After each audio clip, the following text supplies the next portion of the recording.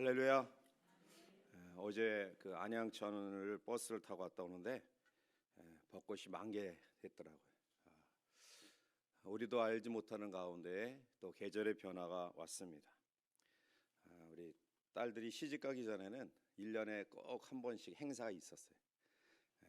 안양천에 사진 찍으러 가자고, 사진 찍어 드릴 테니까 가자고 체근해 가지고 어쩔 수 없이 1년에 한 번은 꼭 안양천을 코로나 오기 전에는 갔는데요. 뭐 그럴 사람도 없어서 올해는 갈 수 있을까?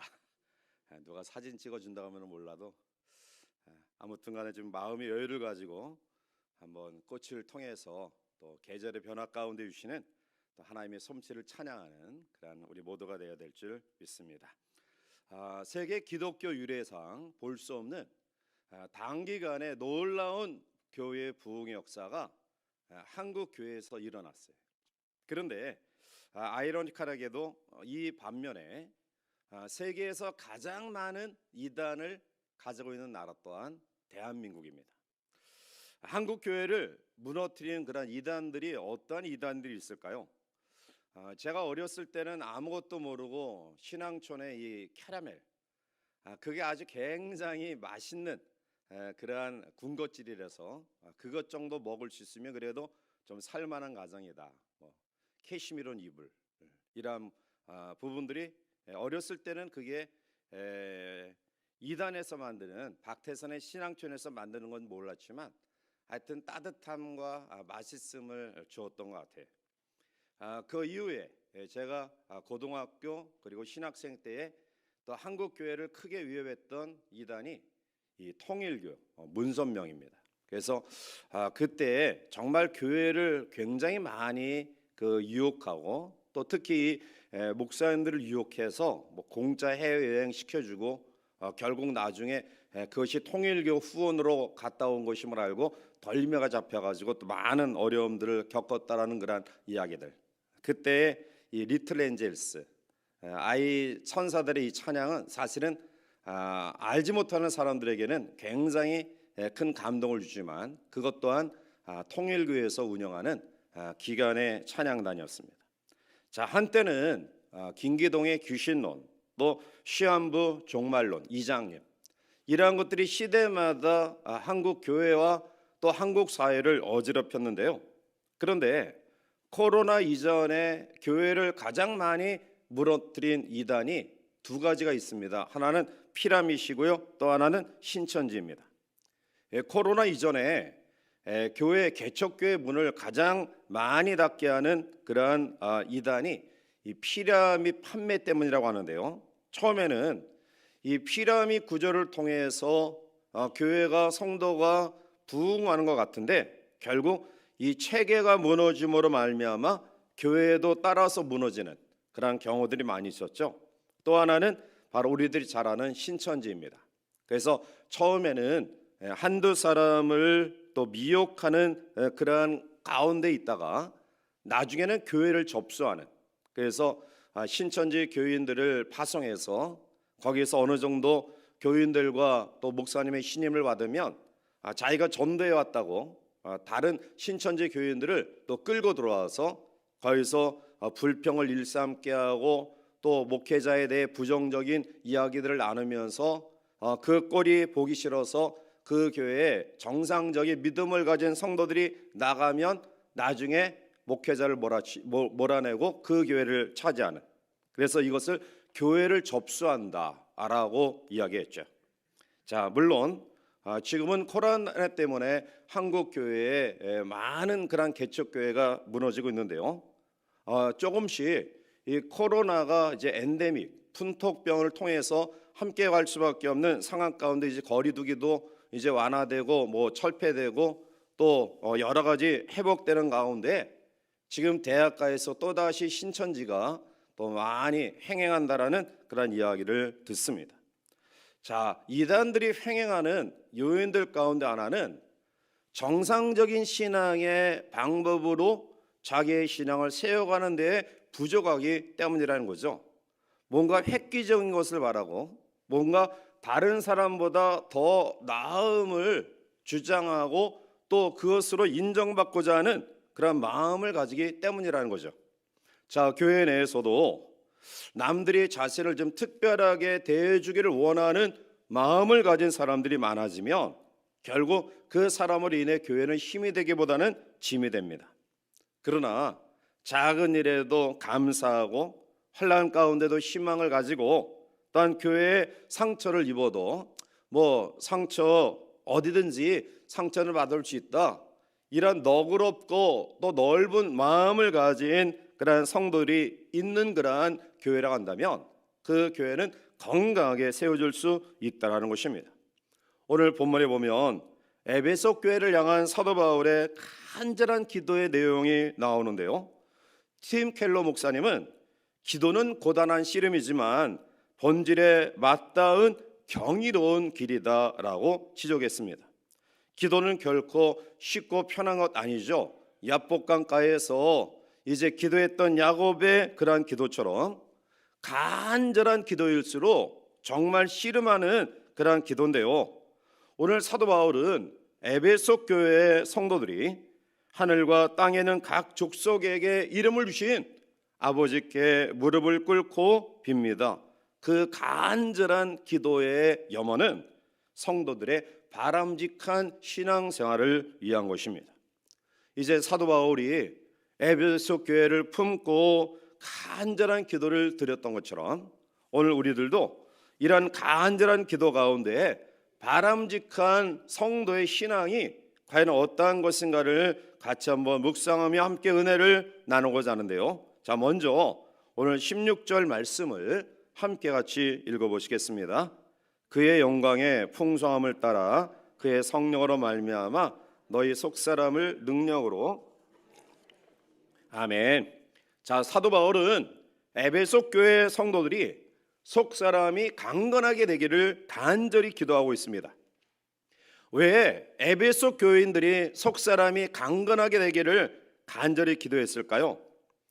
에베소 교회는 사도 바울이 2차 전도 여행 때 세운 교회입니다.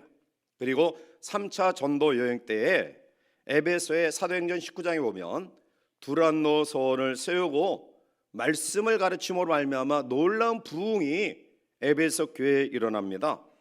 바울을 통하여 능력과 각종 기사와 이적이 일어나게 되어 있습니다.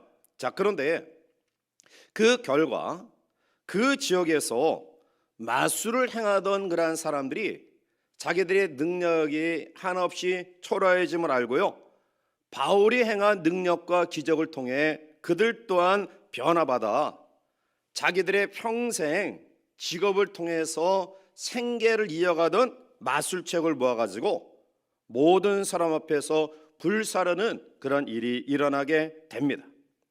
그러나 아데미 여신을 섬기는 많은 사람들이 폭동을 일으켜서 성도를 대적하죠. 그들의 명분은 큰 여신 아데미 신전이 무시당하는 것이다 라는 그런 명목을 가졌지만, 실제로는 우상을 만드는 직업을 가진 사람들, 그리고 그것을 인하여 영업하여 생계를 유지해 나가던 사람들이 그들의 일자리를 잃어버리는 위기 때문이었습니다.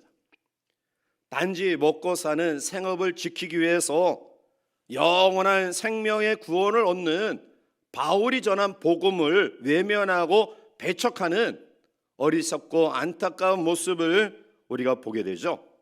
그 결과 또 여러 가지 미동될까 봐 바울은 에베소 교회 성도들에게 우리가 진정 누구에게 무릎을 꿇고 기도해야 될 것인가를 교훈하고 있습니다. 즉 세상의 우상에 무릎 꿇지 말고 오직 하나님께만 무릎 꿇고 기도할 수 있기를 소원했던 거죠.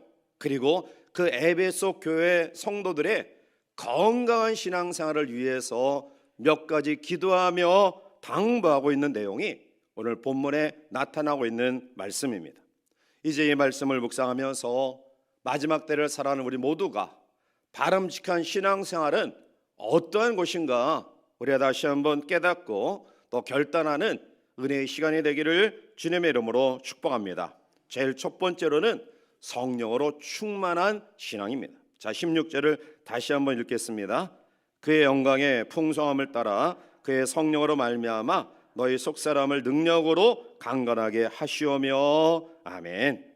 속사람을 능력으로 강건하게 해달라 기도합니다.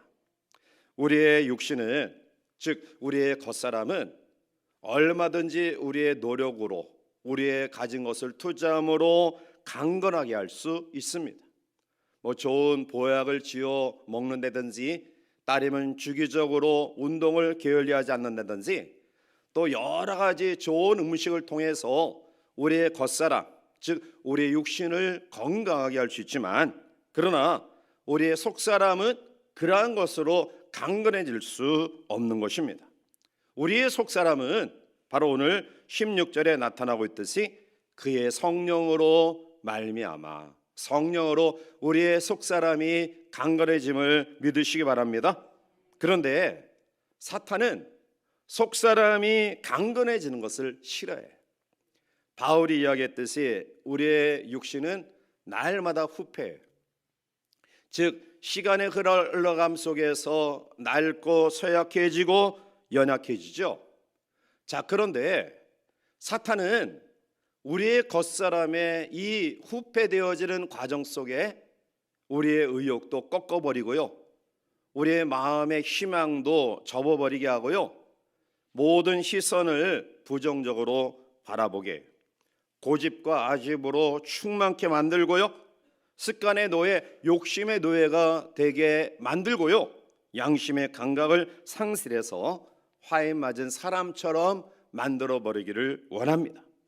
조그만 일에도 낙심합니다. 희망과 소망을 이야기하고 바라보지 못하고 과거만을 먹고 사는 어리석음을 범하게 됩니다. 따라서 바울은 에베소 교회 성도들이 바로 속사람이 강건해지도록, 즉 성령으로 속사람이 강건해지도록 무릎 꿇고 하나님께 간구하고 있었던 것입니다.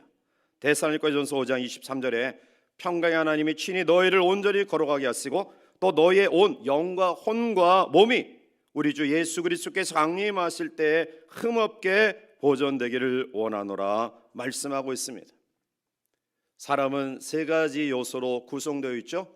영과 혼과 육입니다. 그런데 영은 우리의 존재의 가장 깊숙한 곳에 있으면서 모든 것들이 거기서로부터 흘러나옵니다.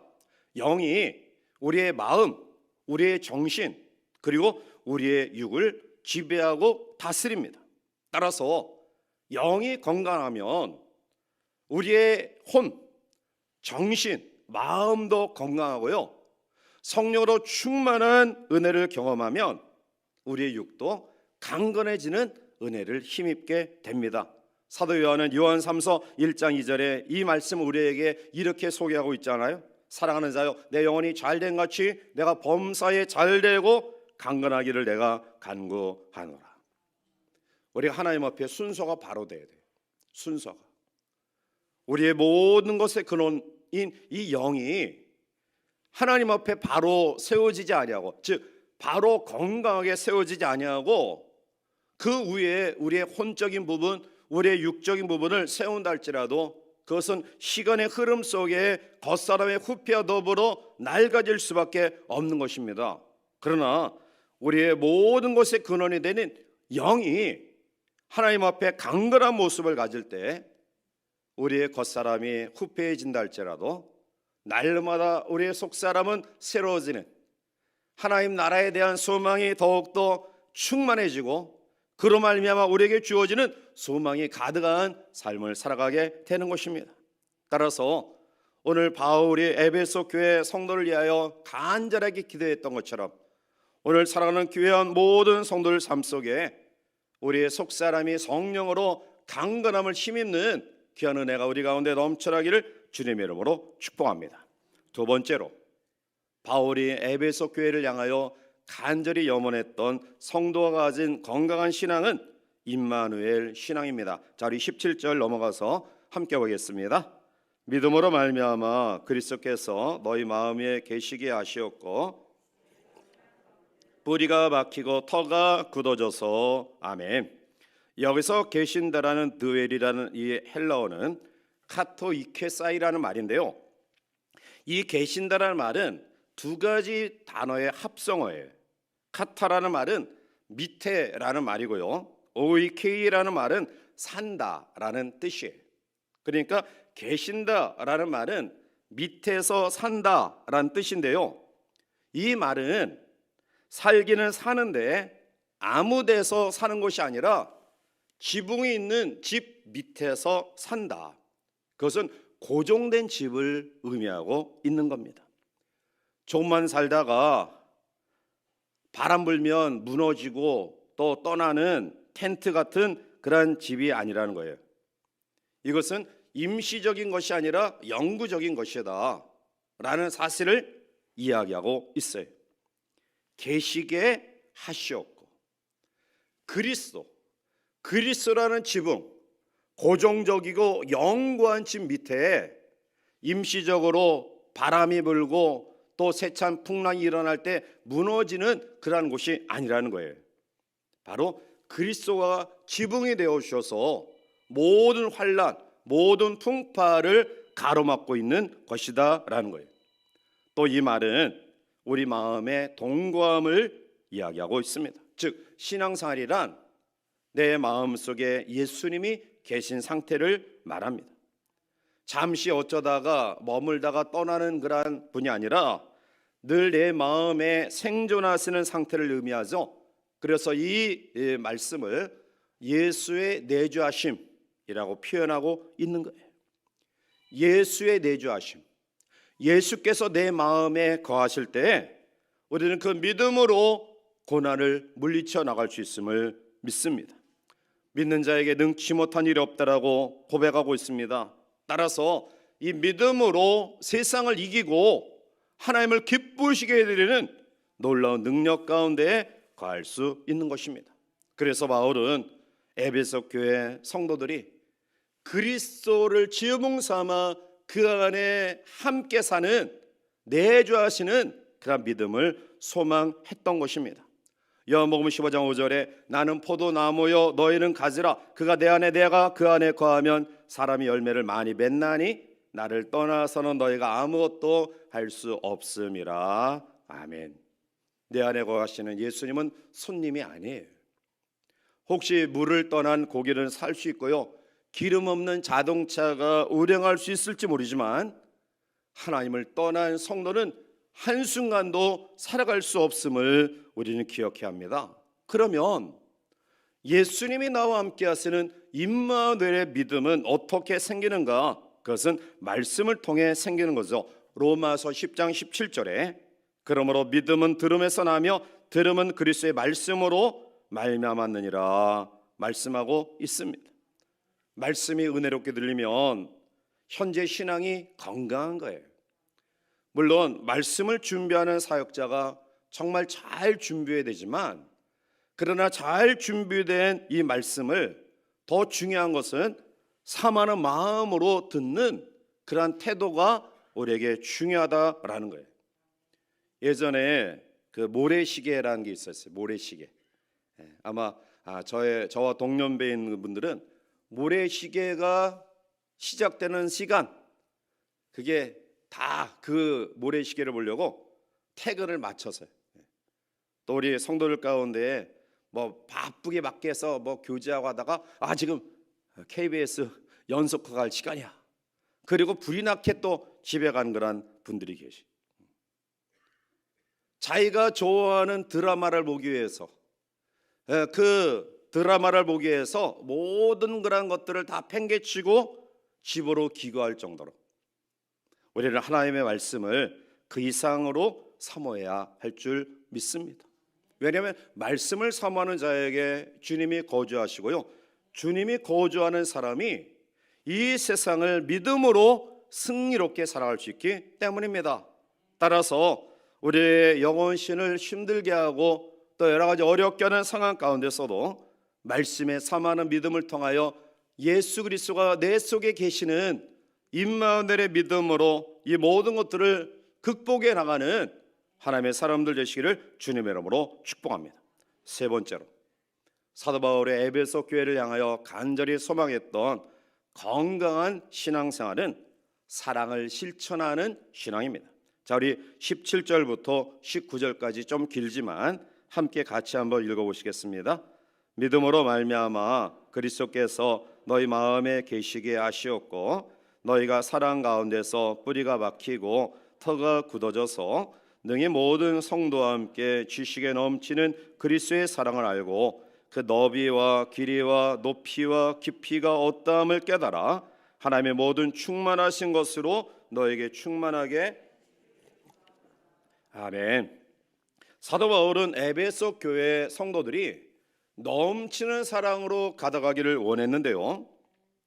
건강한 신앙이란 뭐냐? 건강한 신앙은 사랑을 실천하는 신앙이에요. 그런데 성도가 가져야 될 세 가지 범주가 있어요. 우리가 실천해야 될 사랑의 세 가지 범주가 있어요. 그것은 제일 첫 번째는 무엇보다도 하나님 사랑이에요. 우리가 사랑을 실천하는 첫 번째 범주는 위로 하나님을 사랑하는 모습입니다. 마태복음 22장 37절에 예수께서 이르시되 내 마음을 다하고 목숨을 다하고 뜻을 다하여 주 너의 하나님을 사랑하라 하셨으니 라고 말씀해요. 중요합니다. 우리가 주일을 성수한다든지 또 하나님 앞에 기도한다든지 또 우상 숭배를 금한다든지 기복주의를 멀리한다든지 이렇게 하는 이유가 뭐냐? 하나님을 사랑하기 때문에 이러한 모습들을 가지는 거예요. 두 번째로는 자기 사랑이에요. 자기 사랑, 자기애. 마태복음 22장 39절 보면 둘째도 그와 같으니 내 이웃을 내 자신같이 사랑하라 하셨으니. 역으로 이야기하면 이웃 사랑을 할 수 있는 사람이 누구냐? 자기를 사랑하는 사람이 이웃을 사랑할 수 있어요. 물론 여기서 자기애라는 것은 이기적인 그런 마음이 아니라 하나님이 나를 어떠한 존재로 만드시는 것에 대한 가치에 대한 개념이에요. 나는 존귀한 사람이다. 하나님 앞에 정말 값진 존재다.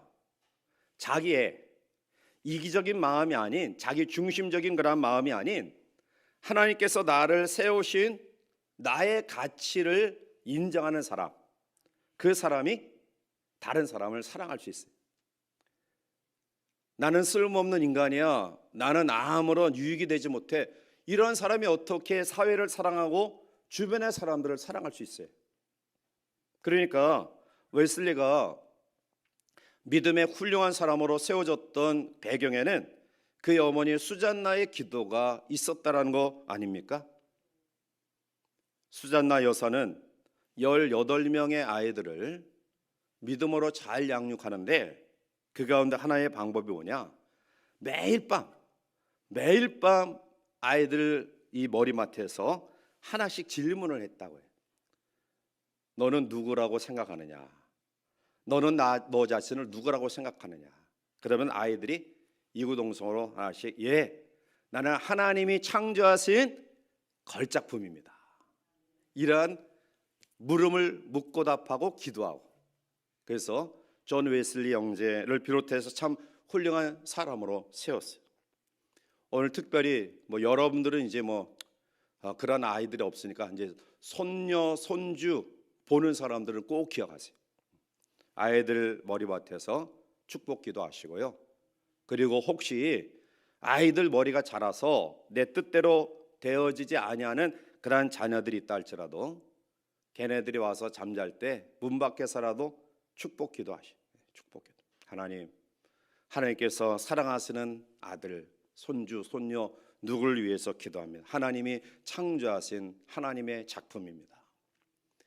이렇게 자기의 가치를 바로 알면 결국은 세 번째로 우리가 실천하는 세 번째 범주가 뭐냐?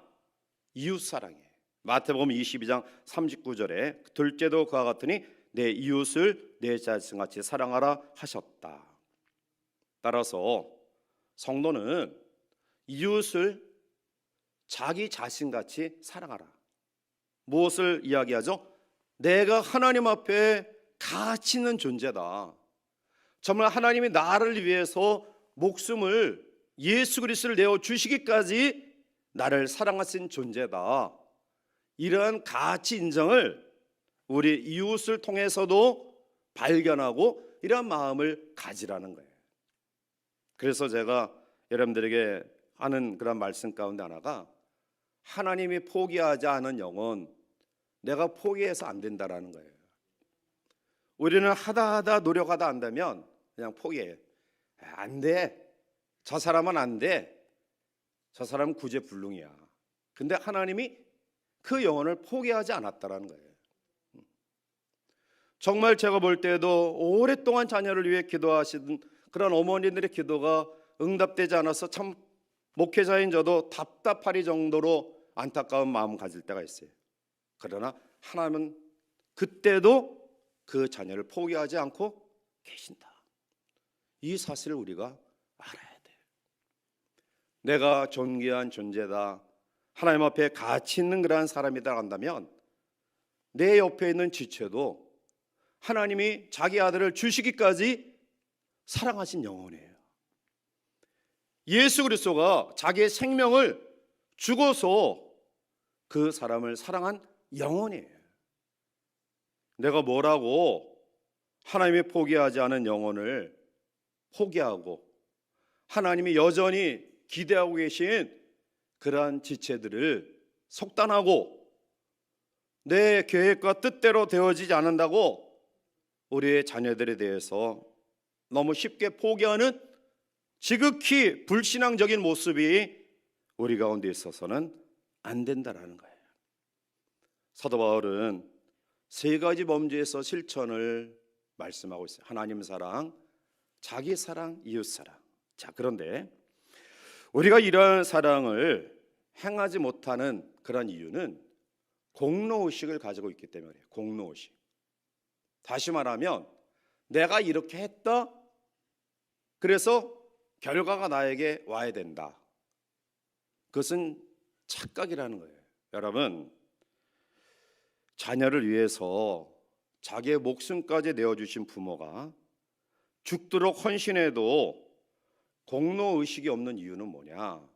그것은 그 자녀를 사랑하기 때문에 그런 거예요. 내가 공로의식이 있다는 것은 결국 엄격하게 이야기하면 사랑이 없다라는 것이고요. 거기에 갈등과 다툼이 생겨납니다. 반면 진정한 사랑이 우리 가운데 있으면 공로의식 있을 수 없고요. 갈등과 문제가 해결됩니다. 진정한 사랑이 모든 문제의 해결의 마스터 키임을 우리는 기억해야 할 것이고요. 에베소 교회를 향한 사도 바울의 무릎을 꿇는 간절한 기도는 그들에게 건강한 신앙, 즉 사랑이 충만한, 사랑이 넘치는 교우들이 되기를 간절히 원했던 것입니다. 마지막 네 번째로, 건강한 성도의 신앙은 긍정적인 신앙입니다. 긍정적인 신앙. 자, 20절 넘어가서 같이 한번 읽어보실까요? 우리 가운데서 역사하시는 능력대로 생각한 것 모든 것에 더 넘치도록 능히 하실 이에게. 아멘. 이 20절의 말씀을 공동 번역에서는 어떻게 번역하고 있냐면, 하나님께서 우리 안에서 힘차게 활동하시면서 우리가 바라거나 생각하는 것보다 훨씬 더 풍성하게 베풀어 주실 수 있는 분이십니다 라고 번역하고 있어요. 즉 내가 생각하는 것보다 더 넘치게 주시는 분이라는 거예요. 하나님은 바로 그러한 분이에요. 내가 기도하는 것, 더 나아가 생각하는 것에 넘치도록 주시는 분이다. 자, 그런데 여러분 기억하십시오. 20절 말씀 가운데 보면 우리가 구하거나, 그리고 아주 중요한 구절이 뒤이어 따라오고 있어요. 구하거나 생각하는 모든 것에 넘치도록 능히 하실 이. 다시 말하면 우리는 하나님 앞에 기도하는 것을 굉장히 중요하게 생각해요. 그런데 생각하는 것은 너무 간과히 우리가 넘겨버리고 있다라는 거예요. 다시 말하면 하나님 앞에 간절하게 기도해 놓고 부정적인 생각을 하면 하나님은 응답하지 않습니다. 자, 따라서 하나님은 구하는 것에 넘치게 하실 뿐만 아니라 생각하는 것에도 넘치게 하신 분이에요. 그래서 우리는 생각을 복되게 가져야 돼요. 이런 말이 있잖아요. 생각이 바뀌면 말이 바뀌고, 말이 바뀌면 행동이 바뀌고, 행동이 바뀌면 습관이 바뀌고, 습관이 바뀌면 운명이 바뀐다라는 말이 있어요. 여러분, 성공하는 사람들을 보면, 또 기도의 응답을 많이 받은 사람들을 보면 기도하고 그리고 긍정적인 그러한 생각이 뒷받침되어 있는 사람들이에요. 반면 실패하는 사람들 보면 기도하는 것은 동일하지만 그때뿐이에요. 기도하고 내가 언제 하나님 앞에 그런 간절한 마음을 가졌느냐 전혀 생각하지 못하고 뒤돌아서 부정적인 생각과 마음을 가져요. 이러한 사람들은 절대로 하나님 앞에 성공적인 삶을 살아갈 수 없어요. 우리가 지난 삶을 돌이켜보면 사실은 넘치도록 베푸신 하나님 은혜 때문에 살아왔어요. 정말 못 살 것 같이 사면 팔방이 다 막혀서 탈출구가 없는 것 같은 그런 상황 가운데도 우리가 살아왔잖아요. 하나님이 내가 생각하는 것 이상의 피할 길을 주시기도 하고요, 감당할 만한 능력도 우리에게 허락하시고요, 그리고 그것을 능히 이겨나갈 만한 믿음을 우리에게 주셨기 때문에 우리가 지금까지 살아온 거예요. 성도는 세상 사람들은 사방을 보지만 우리는 두 가지를 더 볼 수 있는 사람들이에요. 성도는 첫 번째로는 하늘을 볼 수 있는 사람들이에요. 또 하나는 성도는 영원한 천국, 미래를 볼 수 있는 눈이 있는 사람들이에요. 결국 위를 바라본다, 천국에 대한 미래를 바라본다, 그것은 우리의 현실, 사방이 꽉 막힌 것 같은 그런 상황 가운데서도 근심하지 않고 소망 가운데 모든 것들을 이겨나갈 수 있다는 것입니다. 따라서 우리 하나님 앞에 기도하는 것 중요해요. 정말 간절한 마음으로 하나님 앞에 간구하는 것 중요하지만 그 간구 이후에 하나님께서 나의 미래를 책임져 주시고 선한 길로 합력하여 선을 이룰 것이다 라는 긍정적인 믿음이, 이러한 생각이 우리에게 뒷받침되어질 때 우리는 성공적인 신앙생활에 나갈 수 있는 거예요. 인도 설화의 이러한 이야기였습니다. 어느 날 쥐를 만난 한 귀인이 쥐가 부르르 떨고 있는 것을 보고, 야, 왜 떨고 있냐? 고양이가 무서워서 떨고 있어요. 그래서 이 하도 딱해서 이 쥐를 고양이로 만들어줘요. 그런데 고양이가 고양이로 만들어줬는데 계속 떨어요. 왜 떠냐? 개가 무서워서 떨어요.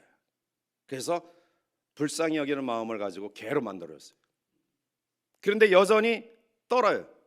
왜 떠냐? 호랑이가 무서워서 떨고 있어요. 그래서 호랑이로 만들어줬어요. 그런데 계속해서 떨고 있어요. 야, 이번에 왜 떠냐? 사냥꾼이 무서워서 떨고 있어요. 결국 귀인은, 야, 내가 너를 아무리 도와줘도 안 되겠구나, 다시 도로 쥐가 되라. 쥐가 됐대.